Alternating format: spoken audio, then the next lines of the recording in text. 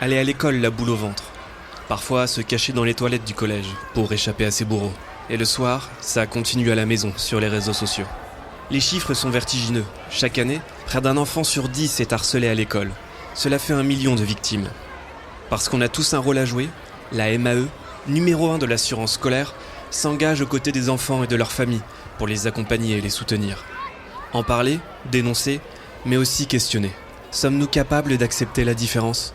La MAE vous propose ce podcast documentaire sur le harcèlement lié à l'apparence physique, un nouveau fléau dans les cours d'école.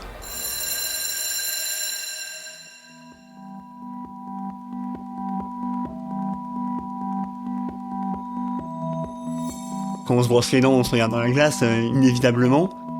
Il n'y avait pas besoin que je regarde mon visage de très près pour me rappeler « Ah oui, en effet, j'ai un visage qui est différent de celui des autres ». En primaire, déjà, j'avais un menton qui était beaucoup décalé. J'avais un visage très particulier. On me disait que je faisais une grimace parce que forcément mes deux mâchoires sont pas alignées. On me disait hey, pourquoi tu fais la grimace, etc. T'es bizarre. On m'appelait bec de lièvre ou le mouton. Elle avait dit que j'avais une tête de pigeon. Et elle a commencé à faire des remarques sur mon visage. Je l'ai ressenti que les gens allaient pas lâcher en fait.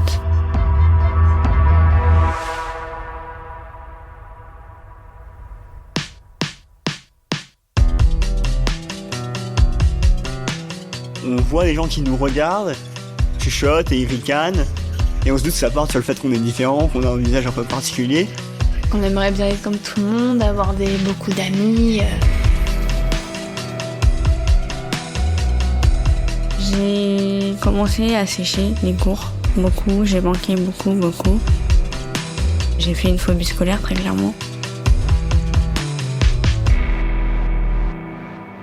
Au-delà du miroir.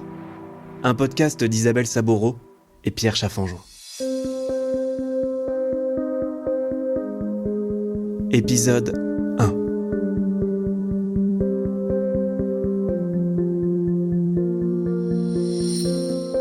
D'ordinaire, il se cache et se protège. Cette fois, Clémence, Romane, Alia, Lucas et Thomas s'exposent pour la première fois de leur vie, en pleine lumière. Faire cette entrevue, j'étais pas forcément à l'aise. Il y a 2 ans, je l'aurais pas fait. Donc là, je suis content de le faire maintenant. Ils ont pris le temps de réfléchir, de surmonter leur appréhension. Ils sont montés dans un train, fait des heures de voiture ou chamboulé leur emploi du temps pour venir raconter ce qu'ils ont gardé pour eux pendant si longtemps. Alors je me souviens pas de tout parce que je sais que ma mémoire elle a effacé certaines parties de harcèlement. Le harcèlement et la discrimination liée à leur visage. Nés avec une malformation faciale, ces ados ont subi des opérations, parfois plus d'1 dizaine. Comment s'intégrer dans un monde d'images ? Comment se construire quand on n'entre pas dans la norme ? Je m'appelle Clémence, j'ai 15 ans et je suis au lycée, je viens de faire ma rentrée en seconde. J'ai un parcours un peu différent, donc c'est pour ça que je vais en parler un petit peu. Joyeux et insouciants quand ils étaient enfants, leur vie a basculé à l'arrivée à l'école. Je pense que c'était en primaire. Je savais déjà que j'étais un peu différente, mais il y avait pas la prise de conscience par derrière. On me disait des fois que je ressemblais à ci, à ça, mais ça me prenait pas beaucoup la tête. Et c'est un jour où j'étais en sport, et j'étais en CM1, je crois bien, et j'avais une personne qui était en déficit dans ma classe, et on était en sport, et on devait faire une équipe pour je sais quelle activité, et je m'étais retrouvée avec cette personne-là, donc il n'y avait pas de problème. J'étais avec 2 autres camarades, et je les avais entendus se plaindre au professeur « J'ai pas envie d'être dans une équipe d'handicapés ».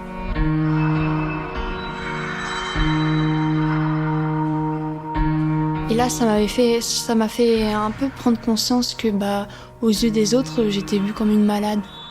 Alors qu'en réalité, je le suis pas, et je sais pas, ça m'a marqué, et même encore, j'ai encore l'image où j'entends sa voix, et ouais, ça me fait quelque chose encore. J'ai pas envie d'être dans une équipe d'handicapés. Je pense que c'est vraiment là où on se rend compte que finalement, aux yeux des autres, ça change pas tant que ça.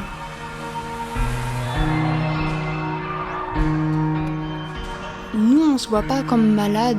On se voit certes différent, mais par son physique. Mais là, se faire traiter d'handicapé alors qu'il n'y a pas de problèmes mentaux ou de maladies par derrière, des traitements, des cancers, quoi que ce soit, ça fait bizarre. Enfin, les gens sont pas renseignés, ils nous collent une étiquette sans savoir ce que la personne peut penser et son vécu, et ça blesse.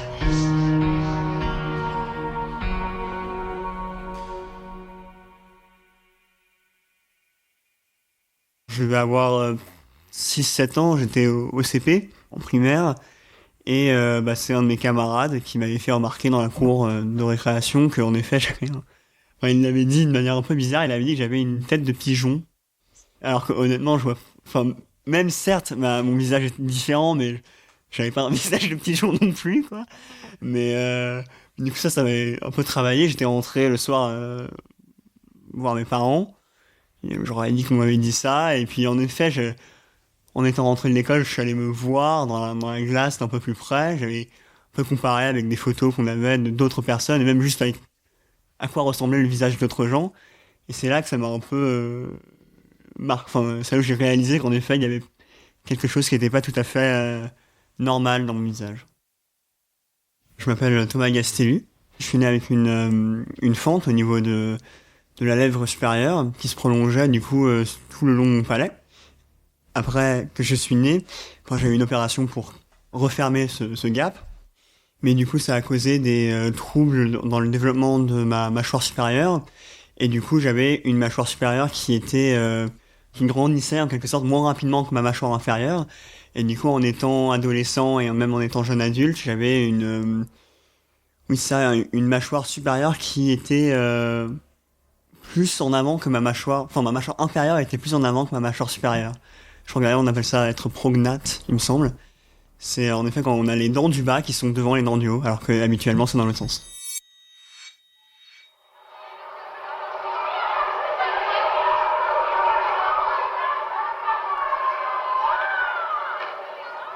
Comme j'étais conscient de cette différence, derrière j'étais moins à l'aise dans le fait de rencontrer de nouvelles personnes et tout, parce que tout de suite c'est devenu quelque chose qui était un peu toujours au fond de ma pensée, quoi, quand je rencontrais quelqu'un. C'est de me dire, il va se dire, il a un visage bizarre celui-là, c'est pas... il va être pas méfiant, mais oui, il va... Comment dire, en rencontrant quelqu'un que je ne connais pas, je suis conscient du fait qu'il va voir qu'il y a quelque chose de différent avec moi.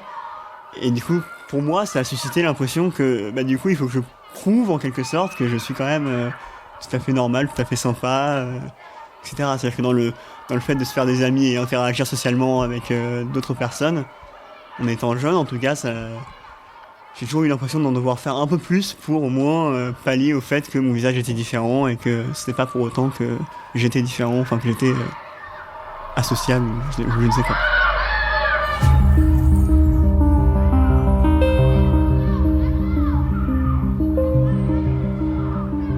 Je m'appelle Alia, j'ai 17 ans, je suis lycéenne.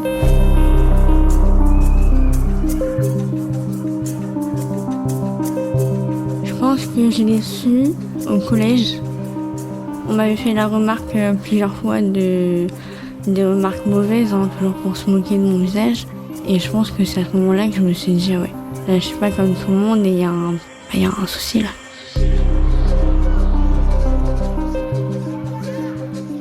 J'ai eu plein de réflexions, comme quoi je ressemblais à Voldemort et tout dans Harry Potter, alors qu'il n'a pas de nez, j'en ai quand même un. De remarques comme quoi j'avais un nez de cochon, ou que mon nez il était tout plat.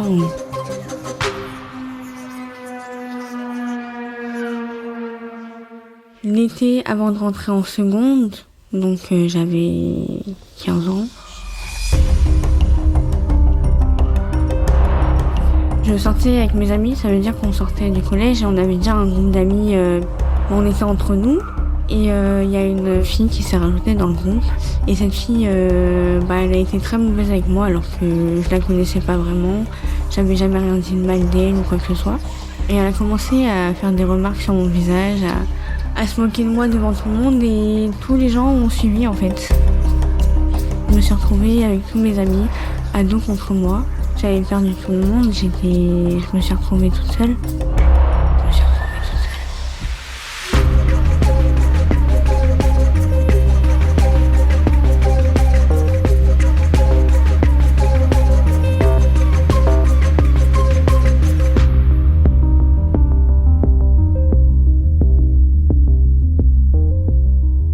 C'est vrai qu'à ce moment-là, je me suis dit, ouais, là on commence à rentrer dans une phase où je sais que ça va être compliqué. Je l'ai ressenti que les gens allaient pas lâcher en fait.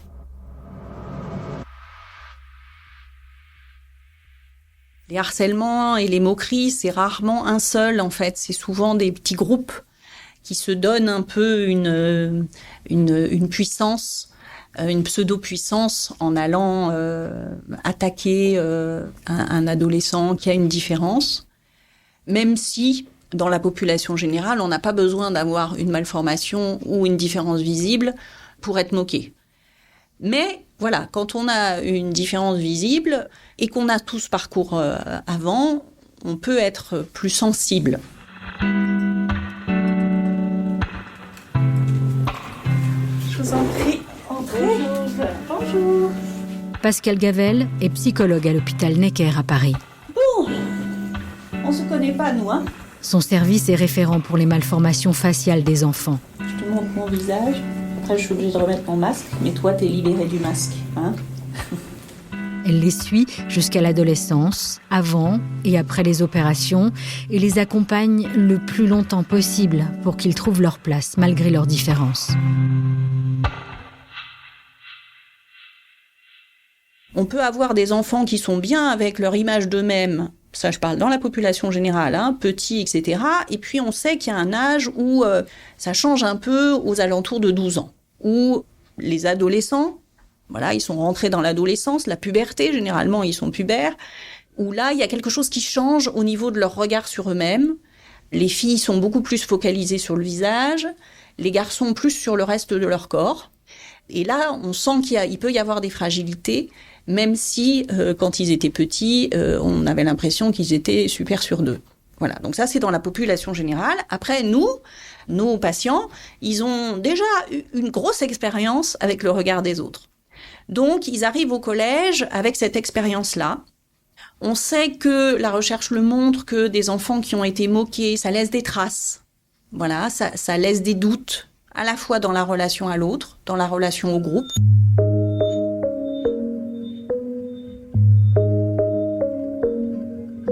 Quand on a l'expérience d'avoir été moqué, on se dit toujours « Oula, lui, comment ça va se passer ? Voilà, est-ce qu'il va pas me refaire ce que j'ai déjà vécu ?» Donc ça, il y a toujours cette méfiance-là.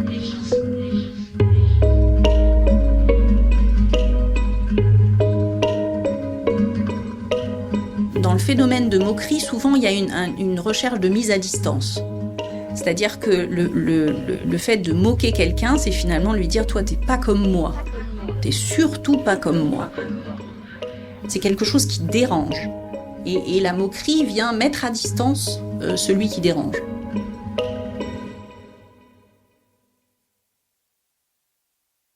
Il classait les élèves les plus beaux, et du premier au dernier, et bon, j'étais pas dans les premiers, quoi. Ça me rendait assez triste, finalement, le soir d'une fois en primaire où je suis allé voir ma mère en pleurant parce que j'avais découvert ça. Forcément, je m'en doutais, mais de se prendre comme ça un retour à la réalité, c'est assez brutal. Alors, je m'appelle Lucas, j'ai 17 ans.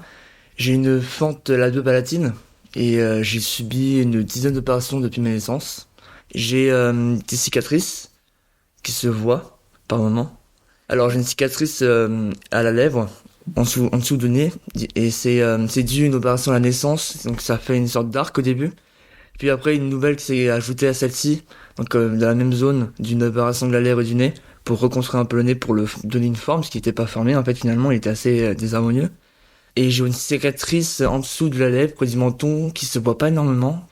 On a cousu les deux lèvres, c'est du haut et du bas, pendant 2 semaines, donc ça a laissé une cicatrice.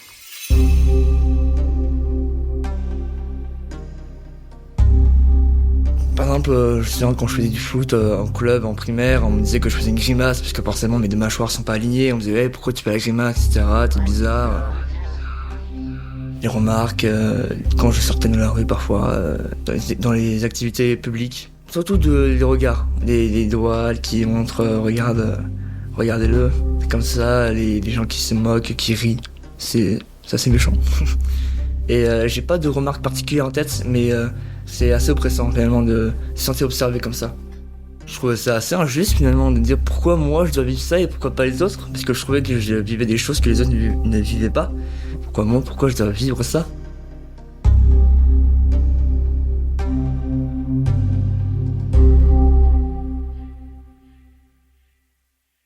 La manière dont on se voit soi-même, l'estime de soi, l'acceptation de soi, n'a rien à voir avec l'atteinte objective du visage ou la malformation objective. C'est-à-dire qu'on peut avoir une toute petite cicatrice à un endroit du visage et être mal par rapport à ça, être incapable de s'aimer plus jamais.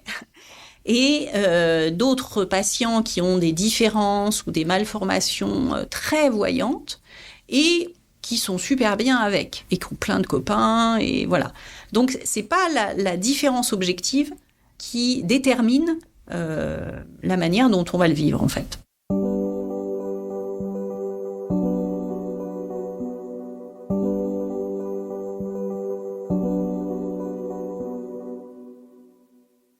C'était une source d'inquiétude, quoi. Voilà, c'est se dire, est-ce que... Je suis désolé. Parce que c'est pas quelque chose dont... ça n'éveille pas des super souvenirs, quoi, c'est sûr. Mais... Oui, enfin, c'était... J'ai du mal un peu à expliquer la chose, mais c'était inquiétant. C'était de se dire... Non seulement je trouvais que mon visage était... normal, mais je le trouvais un peu moche, quoi, du coup. Et ben c'est pas... Enfin, ça a pas un super impact sur... comment dire, son moral quand on se trouve moche et qu'on a du mal à interagir avec les gens, quoi.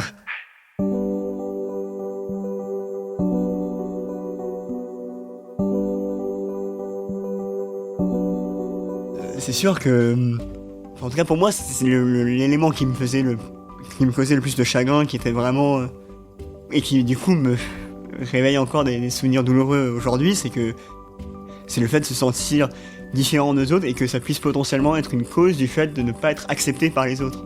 C'est surtout ça qui est inquiétant, en fait.